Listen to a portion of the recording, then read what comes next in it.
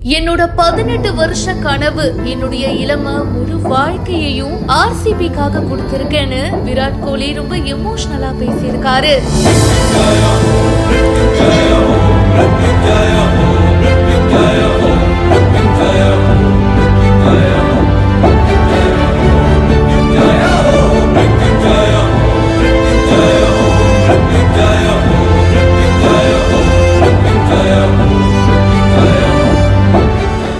RCB IPL டைட்டில இந்த வருஷம் win பண்ணிட்டாங்க.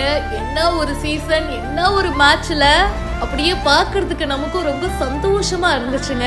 விராட் கோலி இத பத்தி சொல்லும் போது, 18 வருஷம் இந்த டீமுக்காக என்னுடைய இளமை அனுபவம் அப்படின்னு எல்லாத்தையுமே கொடுத்திருக்கேன். ஒவ்வொரு சீசன்லயும் டிராஃபிய வின் பண்ணணும்னு கடுமையா நாங்க ட்ரை பண்ணுவோம். என்னுடைய உடல், பொருள், ஆவின்னு எல்லாத்தையுமே இந்த டீமுக்காக நான் கொடுத்திருக்கேன். ஆனா இறுதியில இந்த கோப்பை இப்போ எனக்கு கிடைச்சிருக்கிறது ரொம்பவே சந்தோஷமா இருக்கு. நினைச்சு கூட பார்க்க முடியாத மகிழ்ச்சியை இது தருது.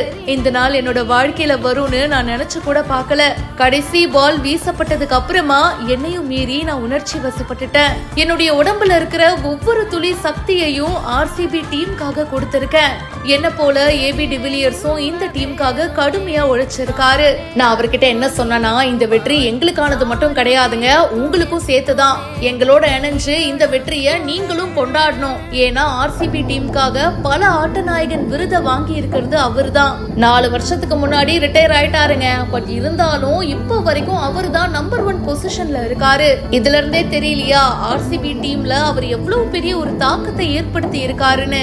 சோ நாங்க கோப்பையை வெல்லும் போது மேடையில ஏபி டிவிலியர்ஸ் இருக்கிறது ரொம்பவே முக்கியம். உண்மையை சொல்லணும்னா இந்த ஐபிஎல் வெற்றி என்னுடைய கிரிக்கெட் வாழ்க்கையில ரொம்ப முக்கிய இடத்துல இருக்கு. இந்த 18 ஆண்டு காலம் ஆர்சிபி அணிக்கு விசுவாசமா இருந்திருக்கேன். எவ்வளவு விஷயம் நடந்தாலும் அந்த டீமை விட்டு போக மாட்டேன் அப்படின்னு தொடர்ந்து அவங்களோட இருந்திருக்கேன். அதே போல அவங்களும் என்னுடைய வாழ்க்கையில ஒரு முக்கிய அங்கமா இருக்காங்க.